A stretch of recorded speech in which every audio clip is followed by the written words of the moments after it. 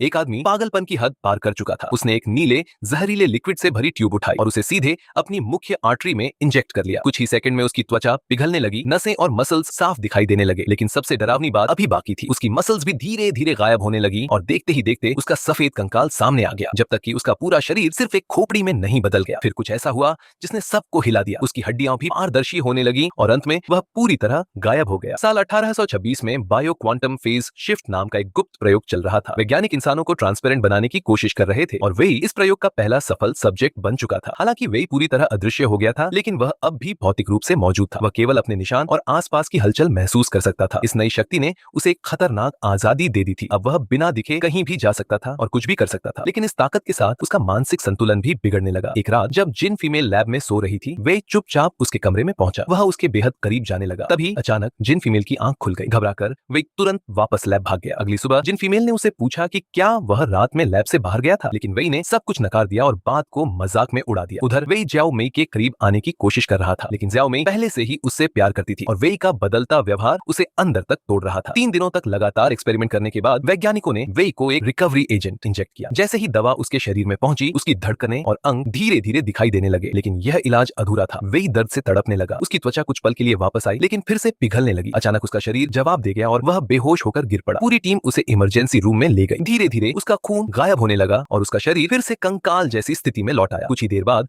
उसकी हड्डियां भी पूरी तरह अदृश्य हो गई। वह फिर से ट्रांसपेरेंट बन चुका था। उसे ट्रैक करना आसान बनाने के लिए वैज्ञानिकों ने सिलिकॉन से उसके सिर का एक मॉडल बनाया, जिसमें छोटे छोटे छेद किए गए ताकि उसकी लोकेशन का अंदाजा लगाया जा सके। लेकिन 10 दिन बीत जाने के बाद भी कोई इलाज नहीं मिला। अब वेई का गुस्सा और बेचैनी बढ़ती जा रही थी। वह घंटों लैब में अकेला बैठा रहता, जैसे धीरे धीरे इंसानियत खो रहा हो। एक दिन तंग आकर उसने अपने गहने और जैकेट पहनी और बाहर ताजी हवा लेने निकल पड़ा। सड़क पर रेड लाइट के पास खड़े 2 बच्चे उसके अजीब आउटफिट को देखकर हैरान थे। तभी वेई की नजर सामने खड़ी एक लड़की फेफी पर पड़ी। काफी समय से अकेला रह चुका वह उसकी तरफ आकर्षित हुए बिना नहीं रह सका। उसने धीरे से अपनी लेदर जैकेट उतारी और शीशे में अपनी अदृश्य आंखों को देखा। उसी पल उसके दिमाग में एक बेहद खतरनाक विचार जन्म ले चुका था।